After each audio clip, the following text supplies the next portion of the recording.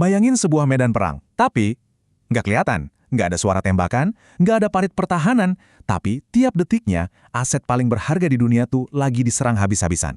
Nah, selamat datang di dunia keamanan siber modern ya. Di pembahasan kita kali ini, kita bakal bongkar sebuah kisah investigasi tingkat tinggi. Kita bakal lihat gimana ilmu data tiba-tiba jadi pahlawan yang nyelamatin dunia digital kita dari kehancuran. Siap? Yuk, kita mulai. 700 juta. Yap, kalian nggak salah dengar. Berdasarkan data dari tahun 2018, di sumber yang kita bahas, ada 700 juta program berbahaya atau malware yang bertebaran di luar sana. 700 juta? Coba bayangin kalau kalian harus ngecek file itu satu persatu.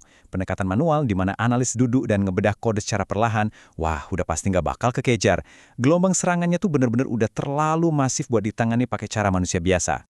Makanya, kayak yang dibilang sama pakar keamanan siber, Dr. Anup Ghesh, cara lama di mana kita cuma ngandelin daftar hitam atau signature antivirus dasar itu, bisa dibilang udah mati, udah nggak relevan. Kenapa? Karena para penyerang ini ngeluarin biaya dan tenaga yang gila-gilaan buat terus ngubah kode malware mereka. Pendekatan tradisional udah jelas ketinggalan zaman. Kita butuh senjata baru nih. Senjata yang sanggup memproses data sampai ukuran terabyte buat nemuin pola ancaman yang ngumpet. Dan senjata itu, tentu aja, ilmu data. Bagian pertama, runtuhnya era antivirus tradisional. Jadi gini, perbedaan paling krusialnya itu ada di pendekatannya. Cara lama tuh sangat bergantung sama rekayasa balik manual dan pengujian dikali sandbox. Proses ini tuh lama banget, bisa makan waktu berhari-hari atau bahkan berminggu-minggu cuma buat mahamin satu jenis malware aja. Nah, beda banget sama cara baru yang pakai machine learning, penambangan data, dan visualisasi. Alih-alih bikin aturan manual satu-satu yang bikin capek, kita sekarang ngajarin algoritma buat ngenalin pola-pola yang super rumit. Jadi, sistem bisa nebak dan ngeblok ancaman secara proaktif, dan pastinya otomatis. Keren kan? Oke, masuk ke bagian 2, senjata baru kita, detektif data. Di era keamanan siber yang baru ini, kita udah nggak bisa lagi cuma ngelihat satu file yang berdiri sendiri. Disinilah kita benar-benar berubah jadi detektif data. Tapi pertanyaannya, gimana caranya?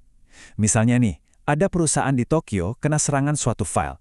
Terus, di waktu yang hampir bersamaan, perusahaan di London diserang file lain yang kelihatannya beda banget.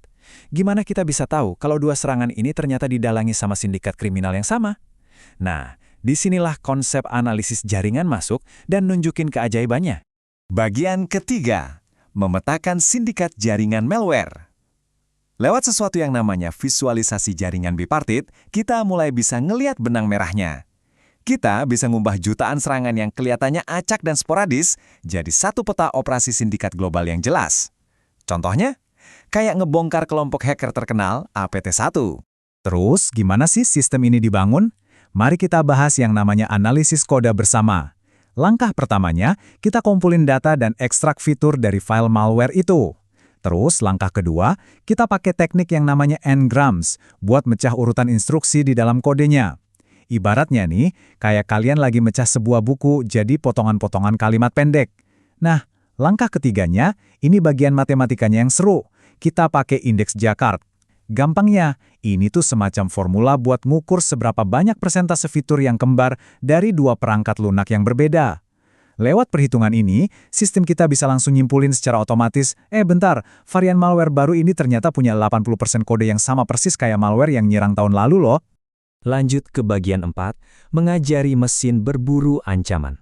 Kunci utama dari mesin pemburu kita ini adalah sesuatu yang disebut batas keputusan atau decision boundary. Bayangin sebuah ruang multidimensi yang super besar. Nah, batas keputusan ini tuh ibarat garis tak kasat mata yang digambar sama AI di atas pasir digital. Di satu sisi garis isinya program-program normal yang aman banget buat kalian pakai. Tapi di sisi seberangnya, itu adalah zona karantina buat malware.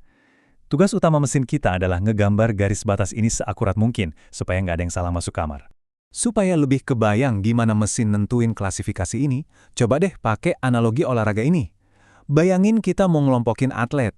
Kalau kita punya data tinggi dan berat badan sekelompok orang, terus tiba-tiba ada satu orang yang badannya tinggi banget dan besar, sistem probabilitas algoritmik kayak k-nearest members bahkan mikir, ngelihat tetangga terdekatnya di grafik data yang punya ukuran fisik mirip-mirip, orang ini kemungkinan besar adalah pemain basket, bukan pemain tenis meja. Prinsip logis yang sama persis juga dipakai buat ngelompokin malware berdasarkan karakteristik kodenya. Masuk akal kan? Tapi ya, Melatih kecerdasan buatan itu jelas nggak segampang membalik telapak tangan. Ada 2 jebakan besar yang harus banget dihindari. Pertama, kalau model data kalian itu underfit, berarti modelnya terlalu sederhana, alias ya kurang pintar. Ancaman nyata malah bisa lolos gitu aja. Tapi di sisi lain, kalau model kalian overfit, dia malah terlalu terobsesi sama satu contoh spesifik. Dia gampang terganggu sama noise acak, sampai-sampai gagal ngenalin kalau ada malware varian baru yang masuk. Nah, model yang bagus itu harus well-fit. Dia bisa nangkep tren perilaku umum dari si penjahat siber tanpa harus pusing sama detail-detail acak yang nggak relevan. Dan sekarang kita masuk ke realitas di lapangan. Waktu model AI ini benar-benar dijalankan, bakal ada 4 kemungkinan hasil. Pertama, positif benar. Artinya, AI sukses nangkep malware. Kedua, negatif benar. Dia sukses ngebiarin file yang memang aman. Ketiga, negatif palsu. Nah ini bahaya, malware-nya kecolongan. Dan yang keempat, positif palsu. Ini waktu AI salah nuduh file aman sebagai malware. Di lingkungan perusahaan yang sesungguhnya, bisa ngejaga keseimbangan dari 4 metrik ini tuh benar-benar urusan kelangsungan hidup secara digital.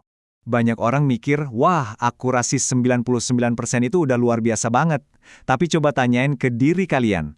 Kenapa tingkat kesalahan alias positif palsu yang cuma 1% aja udah cukup buat ngehancurin seluruh sistem deteksi di sebuah perusahaan? Jawabannya ada di rasio dasar. Bayangin jaringan perusahaan raksasa yang ngeproses jutaan file aman setiap harinya. Kalau ada salah 1% aja, itu artinya bakal ada puluhan ribu alarm peringatan palsu yang bunyi setiap jam. Analis manusianya pasti bakal kelelahan ekstrim. Dan ujung-ujungnya, kepercayaan sama kecerdasan buatan itu bakal hancur lebur saat itu juga. Nah, kita sampai di bagian 5, masa depan keamanan cyber. Sehebat-hebatnya dan secanggih-canggihnya jaringan saras buatan yang kita punya, tahu nggak apa senjata pamungkasnya? Tetap pikirlah manusia. Teknologi itu ujung-ujungnya cuma alat bantu. Buat bisa menang di medan tempur modern ini, seorang ilmuwan data keamanan butuh kualitas yang sangat spesifik. Mereka harus punya rasa ingin tahu yang nggak ada habisnya buat terus bereksperimen. Harus open-minded waktu datanya ternyata matain asumsi awal mereka. Terus harus terobsesi ngasih hasil yang praktis. Dan yang paling penting dari semuanya, mereka harus skeptis. Jangan pernah percaya buta sama apa kata algoritma. Kita harus selalu siap gali lebih dalam, karena seringkali data yang kelihatannya bersih justru nyimpen jebakan di baliknya. Jadi pada akhirnya, ilmu data dalam ngeberantas malware itu bukan cuma sekedar urusan matematika atau coding doang. Ini tuh sebuah seni. Seni ngeliat pola-pola yang nggak kelihatan, nemuin narasi yang ngumpet di tengah lautan data yang super kacau. Waktu cara-cara tradisional gagal nahan gelombang kejahatan digital, para detektif data inilah yang maju jadi pelindung masa depan kita. Pertanyaannya sekarang, setelah kalian paham gimana cara kerja kekuatan ini, apa kalian siap buat ngeliat lebih dalam dan ikut ambil peran di garis depan? Oke, terima kasih banyak udah ngikutin bedah materi kita kali ini. Jangan pernah berhenti buat terus belajar.